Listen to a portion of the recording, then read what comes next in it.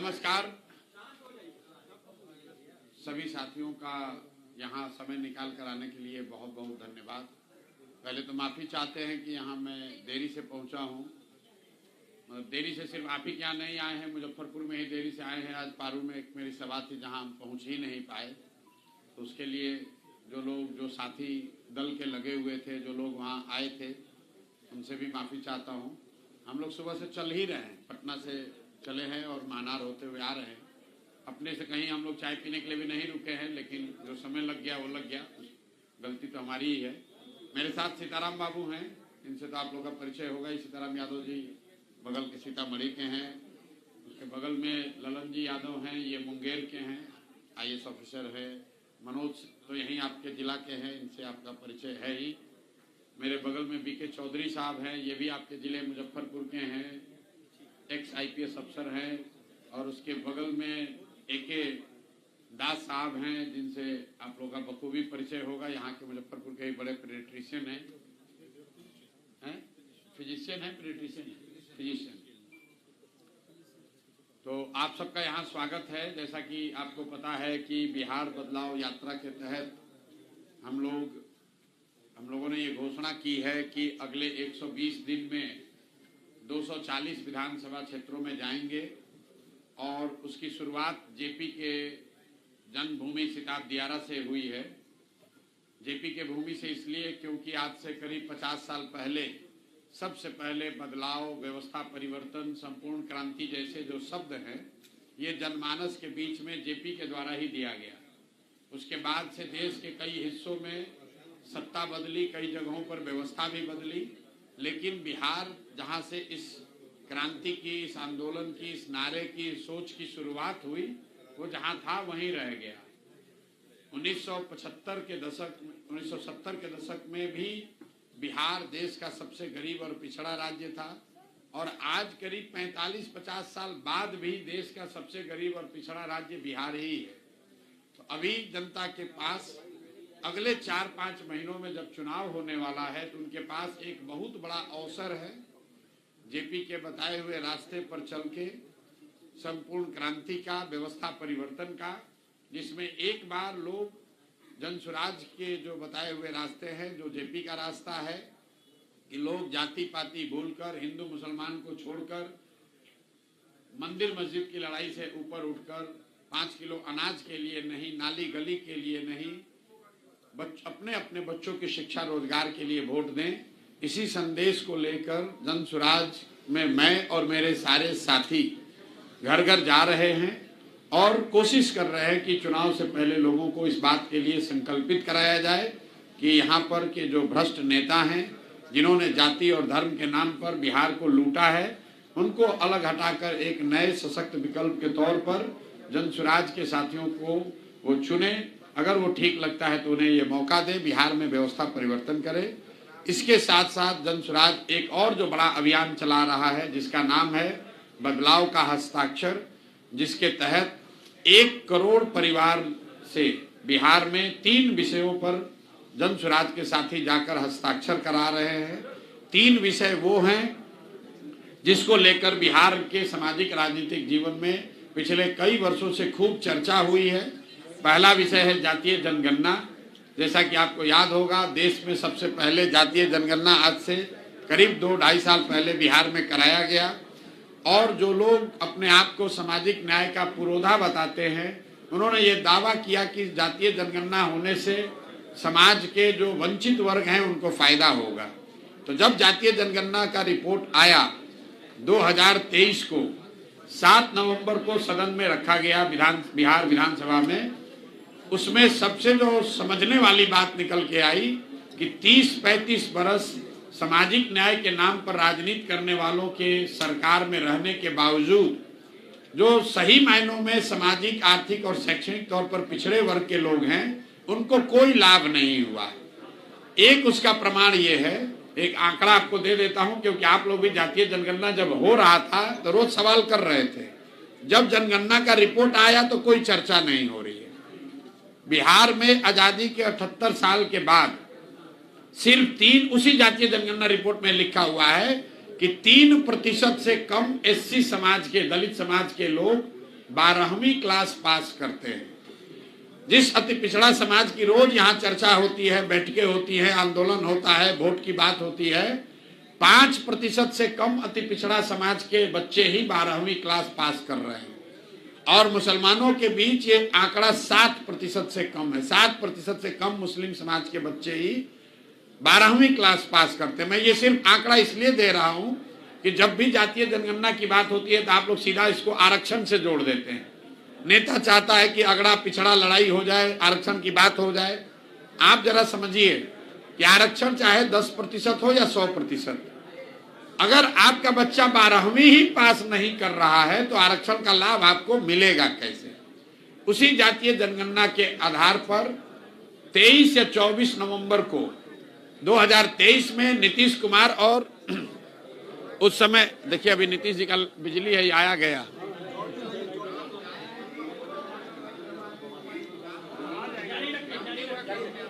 नीतीश कुमार जी ने सदन में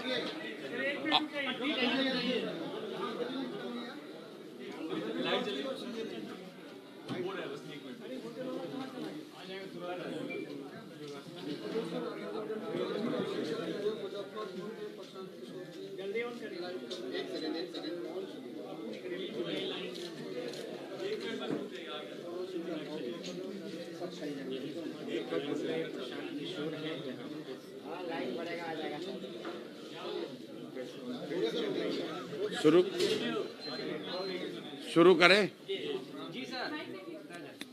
माइक नहीं चल रहा है।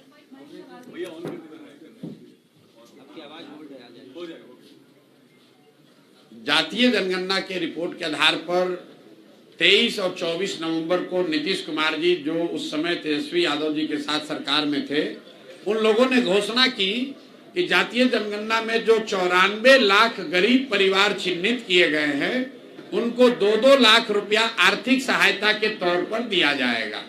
ये लोकसभा में लोगों का वोट मांगने के लिए, लेने के लिए उनको ये झांसा दिया गया, क्योंकि आज उस विषय को 2 वर्ष हो गए, अभी तक किसी भी परिवार को 1 रुपया भी नहीं मिला है।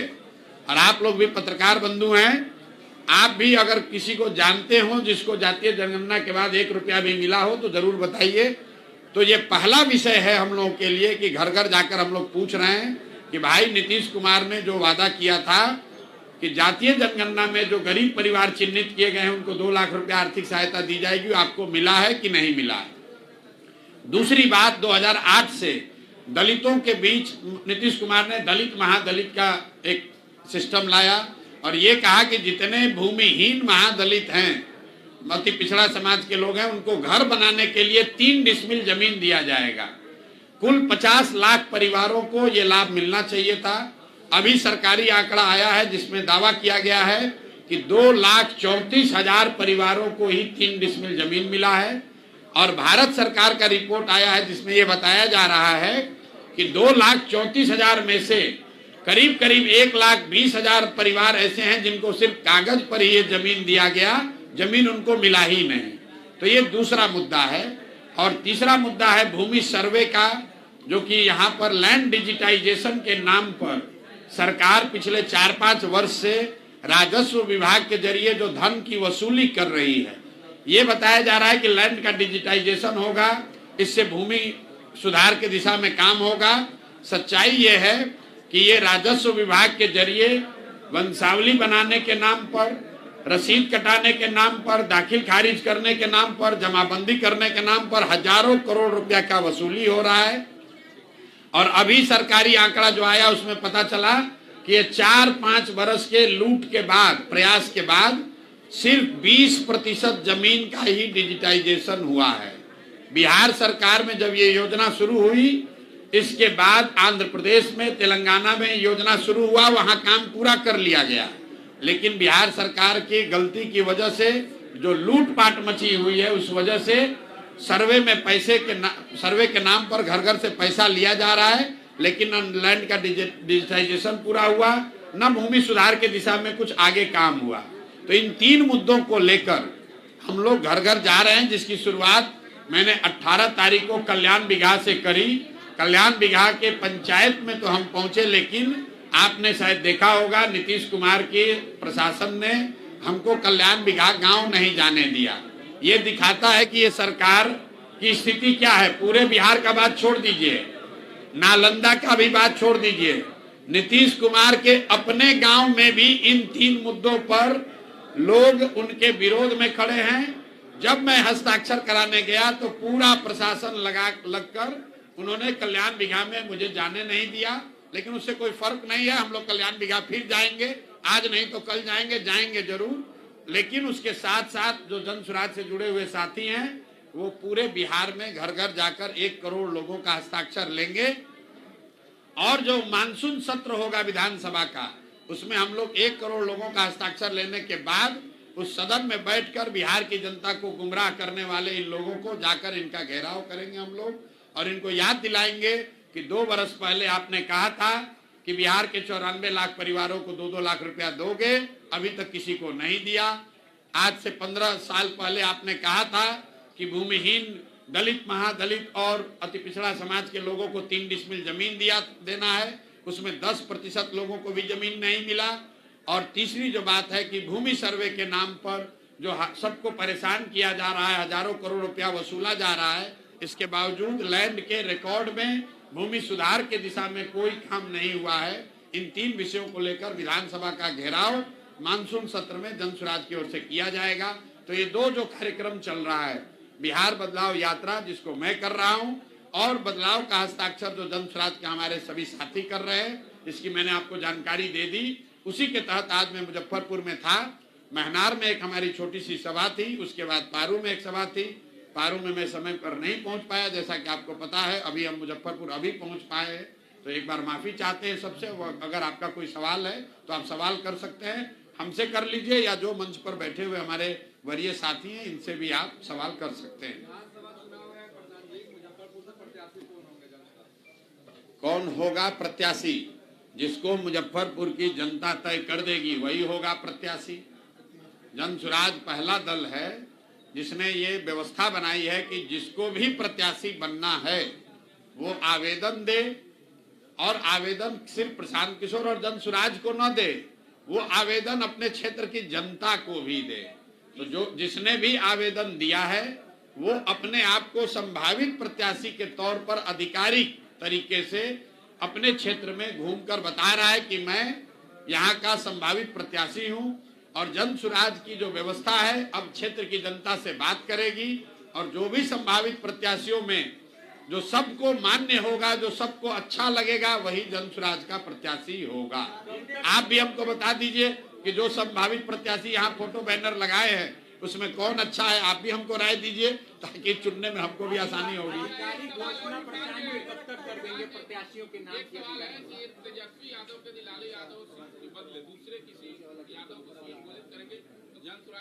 बिल्कुल घोषित है।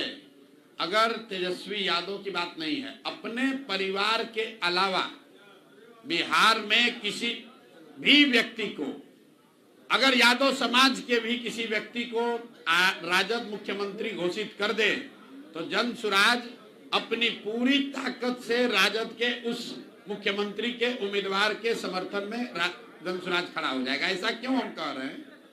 क्योंकि बिहार में ये लोग इंप्रेशन बनाते हैं कि हम अपने जाति की चिंता कर रहे हैं।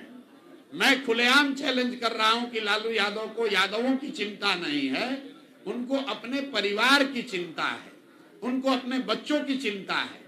अगर यादव समाज की चिंता है तो भाई यादव समाज में तो इतने काबिल लोग हैं, किसी को बना दीजिए नेता, हम लोग उसके समर्थन में खड़े हैं।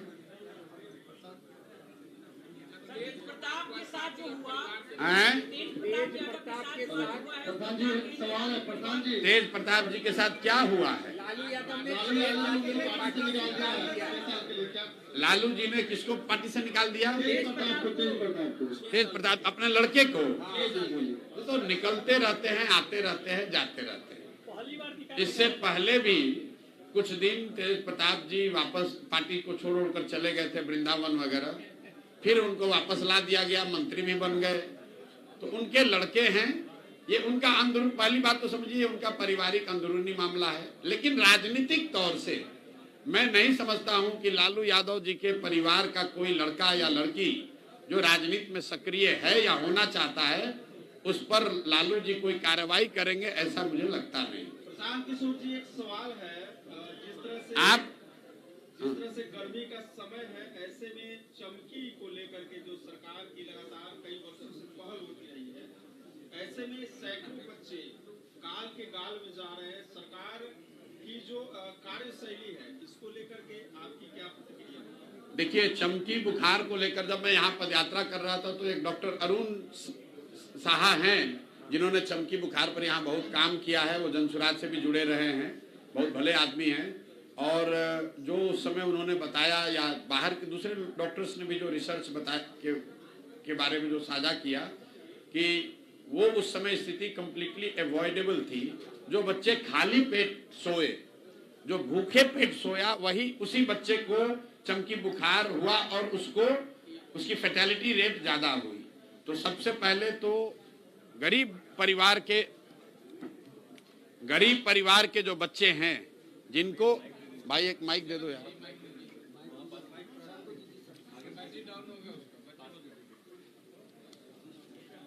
तो पहली बात तो ये है, पहली बात तो ये है कि चमकी बुखार जो समाज का सबसे गरीब तबका है उनके बच्चों को होने की संभावना ज्यादा है। तो सरकार को एक चीज तो ध्यान देना चाहिए कि ऐसी भूखमरी की स्थिति न हो, कम से कम इतना अनाज लोगों के पास जरूर हो कि बच्चे खाली पेट न सोए। और बाकी चमकी बुखार को हुए करीब 5-7 साल वो घटना को हो गया, तो मुझे ऐसा लगता है कि सरकार ने यहाँ कुछ न कुछ व्यवस्था बेहतर की होगी। बाकी हमारे साथ डॉक्टर साहब बैठे हुए हैं, मैं चाहूंगा कि 2-4 शब्द इस पर आप ऐड करिए कि चमकी बुखार की अभी स्थिति मुजफ्फरपुर में क्या है और क्या क्या खतरा हो सकता है, क्या लोगों को प्रिकॉशन लेना चाहिए। चमकी बुखार जिसको कि एक्यूट न्यूक्लियर सिंड्रोम भी बोलते हैं, वो बेसिकली एक मेटाबॉलिक सिंड्रोम है जहाँ पे बच्चों का शुगर लेवल कम हो जाता है। जैसा प्रशांत जी ने कहा कि जो बच्चे खाली पेट सोते हैं उन्हीं में ज्यादा होने की संभावना है, वो बिल्कुल सही है। कहीं ना कहीं मौसम और उसकी आर्द्रता से संबंधित है। जो बहुत गर्मी और बहुत आर्द्र होता है तो बच्चों को हाइपोग्लाइसीमिया होने का खतरा रहता है। जो बच्चे खाली पेट सोते हैं उनमें ये हाइपोग्लाइसीमिया होता है और हाइपोग्लाइसीमिया की वजह से चमकी और बुखार होता है। सरकार ने इस हिसाब से बहुत अच्छा काम किया। कोविड के समय में आप लोगों ने देखा होगा कि ये चमकी बुखार के बच्चे बहुत की संख्या कम हो गई और सरकार की तरफ से जो प्रयास हो रहा है, नया सुपर स्पेशलिटी क्लिनिक बनी है और जो पीडियाट्रिक आईसीयू वगैरह बना है, उसके रिजल्ट्स अच्छे आ रहे हैं। प्रयास हो रहे हैं लेकिन और प्रयास करने की जरूरत है। बच्चे खाली पेट न सोए, इसका व्यवस्था गांव और एकदम गरीब तबके तक की बात पहुंचे, इसकी बहुत जरूरी है। एक सवाल है मुजफ्फरपुर जुड़ा हुआ स्वास्थ्य विभाग से कि सरकार नई अस्पताल और स्वास्थ्य विस्तार की दावा करती है। मुजफ्फरपुर में छोटा बड़ा एक दर्जन से ज्यादा पुराना अस्पताल है, सेंटर और बड़ा अस्पताल भी है जो बदहाल है और बंद है, वहाँ पर व्यवस्था नहीं है।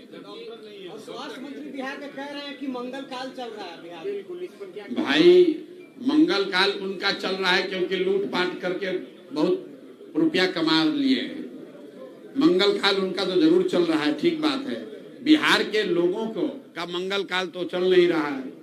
जो लोग बीमार पड़ रहे हैं, खासकर गरीब परिवार के लोग, उनको पता है कि ये बिहार का स्वास्थ्य सेवाओं के नजरिए से मंगल काल नहीं है।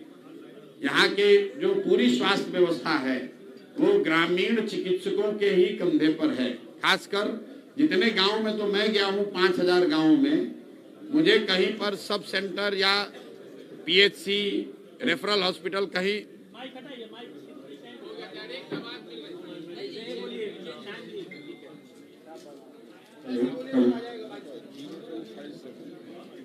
कहीं पर भी मुझे स्वास्थ्य सेवाएं बहुत अच्छी नहीं दिखी। जैसा मैं बता रहा हूं, लोग गरीब आदमी जो है वो तो ग्रामीण चिकित्सकों के ही भरोसे है। बाकी शहरों में जो अस्पतालों की स्थिति है, अभी 4-5 दिन पहले खबर आप लोगों ने चलाई थी कि एनएमसीएच में कोई भर्ती मरीज है जिसका पैर चूहा काट रहा है और स्वास्थ्य मंत्री बता रहे हैं कि यह मंगल काल चल रहा है। तो मोदी जी के लिए अमृत काल चल रहा है और मंगल पांडे के लिए मंगल काल चल रहा है। बाकी जनता अपना देख ले। चलिए बोलिए।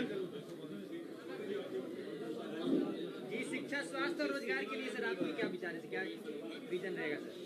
कोई विचार नहीं है। 2 बरस से विचार बताते बताते कंठ में हमारे गांठ पड़ गया, लेकिन आपके जैसे लोगों को न विचार सुनना है न समझना है। जो हमने विचार रखा है उस पर 100 सवाल कीजिए, जवाब देंगे। क्या विचार है? नए पत्रकारिता करने आप आए हैं, कम से कम थोड़ा रिसर्च करके आइए कि हमने शिक्षा को सुधारने के लिए क्या कहा है।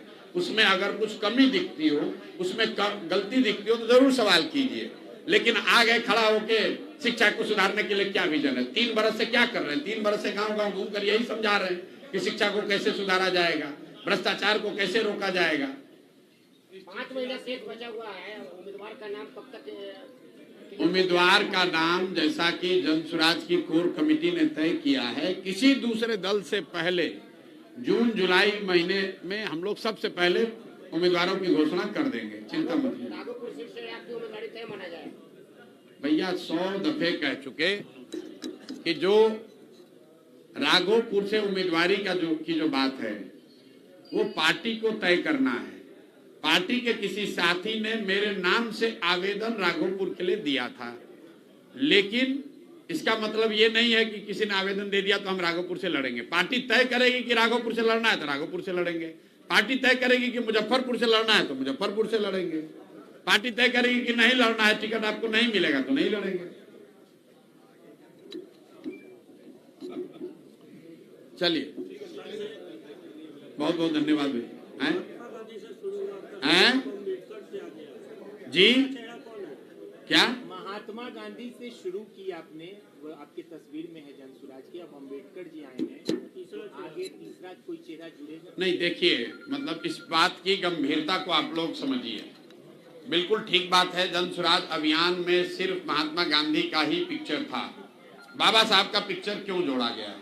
ऐसा नहीं है कि अच्छा 1 था अब 2 कर लें, 2 है अब इसको 3 कब होगा, जैसा आप सवाल कर रहे हैं। विचारधारा के आधार पर हम लोगों की लड़ाई, जनसुराज की लड़ाई भाजपा से है, और विचारधारा के आधार पर भाजपा से कौन लोग लड़ रहे हैं। तो अगर आप चुनाव के आंकड़े देखेंगे तो बिहार में और पूरे देश में भाजपा जिन सीटों पर चुनाव लड़ती है उनको करीब करीब 40% वोट आता है। पूरे देश में भाजपा को 40% वोट आया है जिन सीटों पर वो चुनाव लड़े। तो मुसलमान तो भाजपा को वोट देता नहीं है। 80% हिंदुओं के आबादी वाले देश में अगर भाजपा को 40% वोट मिलता है तो इसका मतलब है कि करीब करीब आधा हिंदू भाजपा को वोट दे रहा है और आधा हिंदू भाजपा को वोट नहीं दे रहा है। अब आपको ये समझने की बात है कि वो कौन हिंदू हैं जो भाजपा को वोट नहीं देते हैं। आप लोग चूंकि बिहार में पत्रकारिता करते हैं तो इसको आप जाति के नजरिए से देखते हैं कि भाई यादव समाज के लोग नहीं दे रहे हैं कि दलित नहीं दे रहा है। हम लोग उसको विचारधारा के आधार पर देखते हैं। मेरी समझ ऐसी है कि 4 विचारधारा के मानने वाले हिंदू आज भी भाजपा को वोट नहीं देते।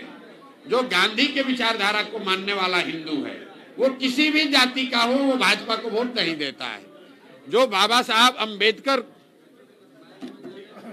साहब अंबेडकर की विचारधारा को मानने वाला हिंदू है वो भी ज्यादातर लोग भाजपा को वोट नहीं देते। जो कम्युनिस्ट विचारधारा के मानने वाले हिंदू हैं वो भी चाहे किसी भी जाति के हैं वो भाजपा को वोट नहीं देते हैं। और चौथा जो लोहिया जयप्रकाश जी के समाजवाद को मानने वाला हिंदू है वो भी किसी जाति का है वो भाजपा को वोट नहीं देता है। तो इन 4 विचारधारा के हिंदू समाज के लोग, इन 4 विचारधारा के मानने वाले लोग अगर मुसलमानों के साथ राजनीतिक और सामाजिक गठजोड़ बना लें तो भाजपा को विचारधारा के आधार पर और जमीन पर चुनौती दी जा सकती है। अब कम्युनिस्ट पार्टी के विचारधारा के मानने वाले लोग तो कम्युनिस्ट के दल में है तो वो फोटो तो हम लोग लगा नहीं सकते हैं। और समाजवादी पार्टी जो लोहिया और जेपी के मानने वाले लोग हैं वो लोग भी आज दल चला रहे हैं जदयू के नाम पर, तो बच गए 2 लोग। तो हम लोग का ऐसा मानना है कि गांधी और बाबा साहब के विचारधारा के मानने वाले लोग अगर ये साथ में आ जाएं और मुसलमानों के साथ मिलकर एक राजनीतिक सामाजिक गठजोड़ बना ले तो करीब करीब 40% वोट यहाँ मिल सकता है और उसी के आधार पर भाजपा को चुनौती दी जा सकती है, विचारधारा के आधार पर भी और चुनाव में भी। इसलिए 2 पिक्चर है, इसलिए नहीं है कि एक था तो 2 कर लिए, 2 है तो 3 कर लिए। इस चुनाव में ऑपरेशन सिंदूर का क्या असर पड़ेगा? गांधी के विचारधारा को मानने वाले जो भी हिंदू हैं, कौन है ये तो आप भी देख लीजिए। मैं बता रहा हूँ कि गांधी को के विचारधारा के मानने वाले जो हिंदू हैं वो ऐसा मानते हैं, वो समझते हैं कि वो भाजपा के विचारधारा से उनका इत्तेफाक नहीं है। जो आजादी की लड़ाई लड़ी गई तो गांधी के विचारधारा के मानने वाले लोग कहाँ थे? वो कांग्रेस में थे। जो गांधी के विचारधारा को नहीं मानते थे वो कहाँ थे? वो संघ में थे। बात क्लियर है? इसमें आपको क्या नहीं समझ में आ रहा है? चुनाव में कहाँ होगा ये तो हमको नहीं मालूम है, लेकिन हमको ये मालूम है कि हमको राजनीति किस आधार पर करनी है। विचारधारा के आधार पर हम भाजपा के खिलाफ खड़े हैं। और अरे आप बात तो सुन लो भाई, आप हिंदू के पुरोधा टीका लगाने से नहीं ना हो जाइएगा। हमारी आपने सवाल किया उसका जवाब सुनिए। राजनीति जो हम लोग कर रहे हैं, गांधी हिंदू नहीं थे, बाबा साहब अम्बेडकर हिंदू नहीं थे, बाद में बौद्ध बने, हिंदू थे। जो कम्युनिस्ट में लोग हैं वो हिंदू नहीं हैं, जो लोग समाजवादी विचारधारा के हैं वो हिंदू नहीं हैं।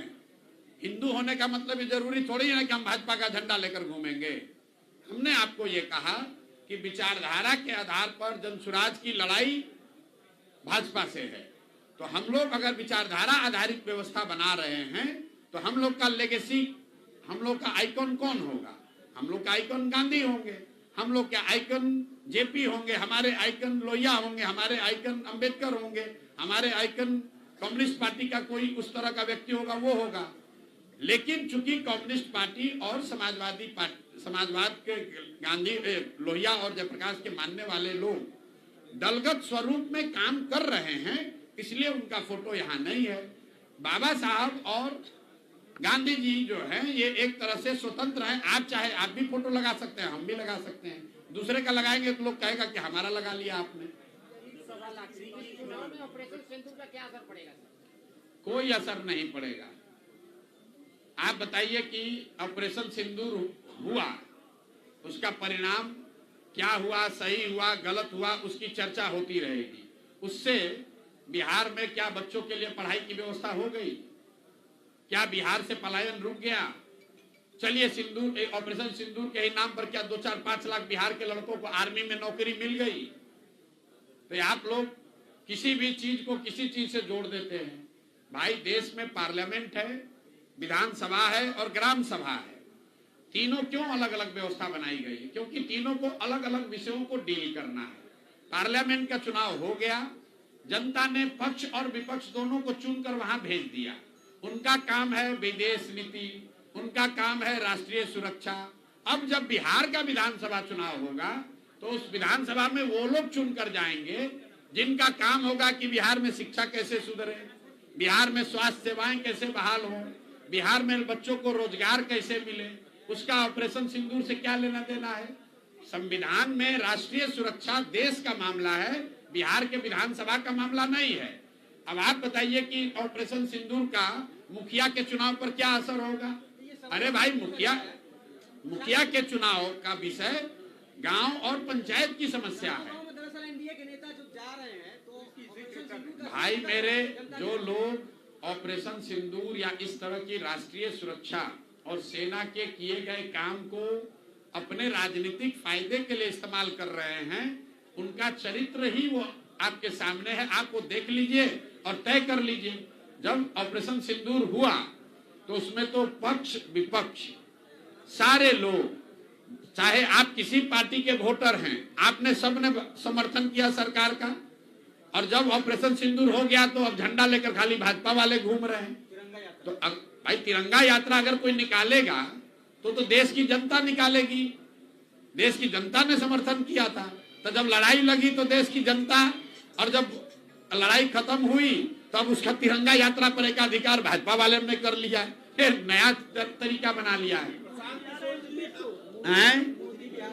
तो मोदी जी 29 को आ रहे हैं तो आपको सूचित कर दें कि आपके टैक्स के पैसे से 2-4-10 लाख रुपया आपका और अब मोदी जी के सुरक्षा पर और मीटिंग पर खर्चा होगा।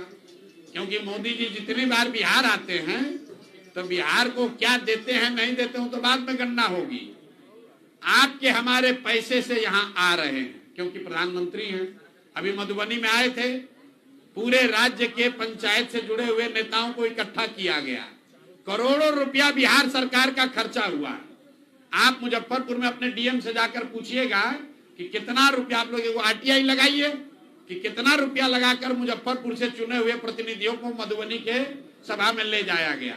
और मधुबनी में उन्होंने घोषणा क्या की, मधुबनी में मोदी जी ने घोषणा की, देखिए ऊपर वाला भी है, उनके मुंह से निकला क्या कि सहरसा कहना चाह रहे थे, सहरसा का प्रोनाउंसिएशन गलत कर दिए, लेकिन कहा उन्होंने ये कि सहरसा से गुजरात और महाराष्ट्र जाने के लिए नई वंदे भारत ट्रेन चलेगी ताकि श्रमिक परिवार, ध्यान दीजिए, श्रमिक परिवार के बच्चों को जाने में सुविधा हो। और यहाँ पत्रकार और लोग, हम लोग ताली बजा रहे हैं कि मोदी जी वंदे भारत देकर गए। वंदे भारत किस लिए दिए हैं कि आपका हमारा बच्चा यहाँ मुजफ्फरपुर से, मधुबनी से, दरभंगा से मजदूर बनकर जाएगा गुजरात में काम करने, तो फैक्ट्री लगेगा गुजरात में, और आपका हमारा बच्चा जाएगा ट्रेन में बैठ के वहां मजदूरी करने। अब बिहार के लोगों का मत मारा गया, हम लोग ताली बजा रहे हैं कि 4 गो नया ट्रेन खुला है। आप कभी ये सुने हैं कि मोदी जी गुजरात में ये कहे हों कि भाई गुजरात से एक ट्रेन खुलेगी जिससे गुजरात के बच्चे जाएंगे तमिलनाडु महाराष्ट्र में काम करने? अगर मोदी जी ये कह दें तो गुजरात में एक आदमी वोट नहीं देगा। लेकिन बिहार में तो राजनीति इसे पर है कि हमको 2 और ट्रेन खुल जाए ताकि हम लोग के बच्चे जानवर की तरह बैठ के यहाँ से जाएं मजदूरी करने। अरे भाई, अंग्रेज भी यहाँ से रेलवे लाइन लगाया था। काहे लगाया था रेलवे लाइन? कि यहाँ से कॉटन और सारा सामान, कोयला ढो के ले जाए। अंग्रेज भी पहले जहाज चलाता था। आपके हमारे बिहार के कितने पूर्वज गए हैं मॉरिशस, फिजी, जाकर वहां मजदूर बनकर मसाला का खेती करने। तो क्या अंग्रेज आपका भला कर रहा था? मोदी जी को यह ना कहना चाहिए था मधुबनी में कि भाई बिहार में चीनी मिल कब चालू होगा, कि यहाँ पर सीमेंट का फैक्ट्री कब लगेगा, यहाँ स्टील की फैक्ट्री कब लगेगी, कब बिहार के बच्चों का बाहर जाना रुकेगा। तो ये कह नहीं रहे कि बिहार के बच्चों को जाने के लिए और बढ़िया ट्रेन देंगे। तो भैया आप लोग तय कर दीजिए कि मोदी जी 29 तारीख को आएंगे तो और बढ़िया आपको क्या अनाउंस करेंगे, सुनिएगा। एक सवाल है कि पारू में आपका सभा था, सभा में घंटों प्रतीक्षा कर रहे जितने भी आपको सुनने वाले लोग थे, जनता थी 97 पारू विधानसभा से लेके साहेबगंज की, तो आगे फिर आप मुजफ्फरपुर के पश्चिमी क्षेत्र में कब जाने वाले? तुरंत आएंगे मेरे भाई। मैंने आते के साथ माफी मांगी। ऐसा नहीं है कि पारू साहेबगंज हम गए नहीं है, पैदल चले हैं उन गाँवों में। आज सभा में लोगों से मिलना था, बात करनी थी, लेकिन ऐसा नहीं है कि हम कोई घर चले गए, कि खाना खाने चले गए, कि कहीं रुक गए। महानार से आते समय भीड़ की वजह से जगह जगह लोगों ने रोक लिया। स्वागत के चक्कर में वो लेट हो गई, कार्यक्रम लेट हो गया। हम पटना से 12:30 बजे चले हैं और महानार 1.5 घंटा लेट पहुंचे हैं भीड़ की वजह से। और फिर महानार से निकलते समय 1.5 घंटा और लेट हो गया, 9 बज गया, इसीलिए यहाँ पर भी लेट से पहुंचे हैं। जल्दी वापस आएंगे। और वैसे भी जब बिहार बदलाव यात्रा के दौरान आएंगे तब तो फिर से हर विधानसभा में यहाँ पर 2-2 दिन रहेंगे, कोई चिंता नहीं। बिहार बदलाव यात्रा तो आपको शुरू में बताया कि जो आज से 50 साल पहले जेपी ने संपूर्ण क्रांति और व्यवस्था परिवर्तन का नारा दिया, जिसके तहत पूरे देश में सत्ता और कई जगह व्यवस्था का परिवर्तन हुआ। बिहार में आज तक वो परिवर्तन नहीं देखा, वो बदलाव नहीं देखा। तो बिहार की जनता को जाकर ये बता रहे हैं कि ये बदलाव के लिए आपके पास सही समय है। 5 महीने के बाद चुनाव है। एक बार अपने बच्चों के लिए जाति धर्म से ऊपर उठकर, नाली गली से ऊपर उठकर, भारत पाकिस्तान हिंदू मुसलमान छोड़कर एक बार बिहार में बच्चों के पढ़ाई रोजगार के लिए वोट दीजिए, नई व्यवस्था बनाने के लिए वोट दीजिए। यही संदेश लेकर जा रहे हैं। चुनाव के दौरान मोर्चे की संभावना होती है प्रशांत जी, तो क्या सोचेंगे, क्या नेतृत्व करेंगे? कुछ नहीं सोचेंगे। एक ही मोर्चा है जिसका नाम है जन सुराज, जनता का मोर्चा। लोकतंत्र में जन बल के आगे कोई बल नहीं है। अगर आपका मोर्चा से तात्पर्य किसी गठबंधन से है तो फिर हर सभा में कहा है, मैंने रिपीट कर देता हूं, जन सुराज 243 सीट लड़ेगा। ना चुनाव से पहले समझौता, ना चुनाव के बाद समझौता।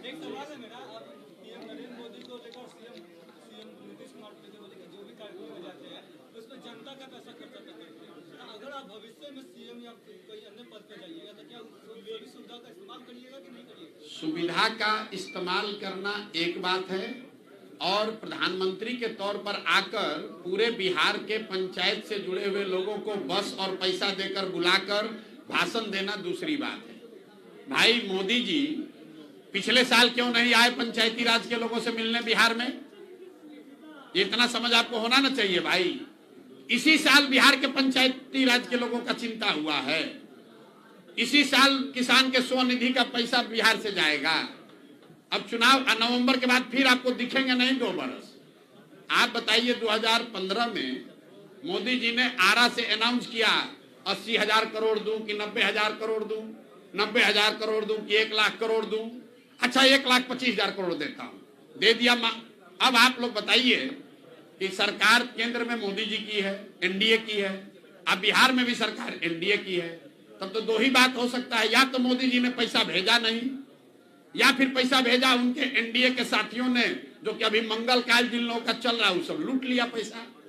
तीसरा बात तो कोई हो नहीं सकता है, क्योंकि आपको हमको 1,25,000 करोड़ का कोई काम तो दिख नहीं रहा है बिहार में। तो आप पत्रकार हैं, अगली बार ये पूछिएगा कि भाई 1,25,000 करोड़ मोदी जी ने भेजा नहीं, कि भेजा तुम लोगों ने मिलकर मंगल काल करने के चक्कर में लूट लिया। जब मंगल पांडे ने आप पर आरोप बताया, जवाब दिया, आपने कहा कि मंगल काल चल रहा है और लूट रहे हैं, तो उन्होंने कहा, हमने कहाँ कहा? कोरोना जांच, हमने कहा कॉटन बैंडेज में बिहार में लूट होता है, ये बात आपको पता है कि नहीं पता है? कोरोना काल में सबसे ज्यादा स्वास्थ्य सेवाओं की कमी बिहार में दिखी कि नहीं दिखी? देश में सबसे ज्यादा कोरोना के टेस्ट बिहार में कोविड के हुए कि नहीं हुए? और अफरा तफरी मची कि नहीं मची? ऑक्सीजन के अभाव में सबसे ज्यादा लोग तड़फड़ाए कहाँ, मरे कहाँ बिहार में? उस समय स्वास्थ्य मंत्री कौन था? यही मंगल काल वाले थे। पांडे ने कहा कि स्वास्थ्य मंत्री के रूप में हम देख रहे थे, तो देख रहे, अरे भाई देख रहे थे तो सुनिए, देख, ठीक है, बिल्कुल बिल्कुल बिल्कुल। स्वास्थ्य मंत्री प्रशांत किशोर नहीं ना थे? स्वास्थ्य मंत्री अरे सुनिए मेरी बात, हम बंगाल में अपना काम कर रहे थे, मंगल पांडे के शब्दों में पैसा कमा रहे थे, मान लीजिए, तो कोई गैर कानूनी काम नहीं ना कर रहे थे। स्वास्थ्य मंत्री देश के, बिहार के आप न हैं, बंगला में आप न रहते हैं, टैक्स पेयर के बिहारियों के पैसा से गाड़ी पर आप न चल रहे हैं, तो जवाबदेही आपकी है। आपकी कोई बिहार का लड़का वकील है अभी हार्वर्ड में, तो कहिएगा कि वो हार्वर्ड में पैसा कमा रहा है, तो भाई वो अपना काम करने गया है। एक पॉलिटिकल इशू है, बार-बार जदयू के नेता नीतीश कुमार के बेटा का नाम निशान, आपको नीतीश जी उनके परिवार में बड़ा करीब है, क्यों रहे नहीं, अभी भी है, क्यों बार-बार निशान का नाम आता है? मैं देखिए पिछले कई समय से इस बात का उत्तर दे रहा हूं कि जो व्यक्ति राजनीति में नहीं है उस पर मैं टीका टिप्पणी नहीं करता हूं, चाहे वो नीतीश जी के लड़के हों या लालू जी के लड़के हों या किसी दूसरे के लड़के हों। जहां तक मैं समझता हूं कि नीतीश जी के लड़के अभी राजनीति में नहीं हैं, अभी तक कोई औपचारिक घोषणा जदयू की ओर से या नीतीश जी की ओर से या उस बच्चे की ओर से नहीं हुई है। तो बाकी जो चीज चल रहा है वो खाली स्पेकुलेशन है, जिसका कोई महत्व नहीं है, इसीलिए उस पर टिप्पणी नहीं करते हैं।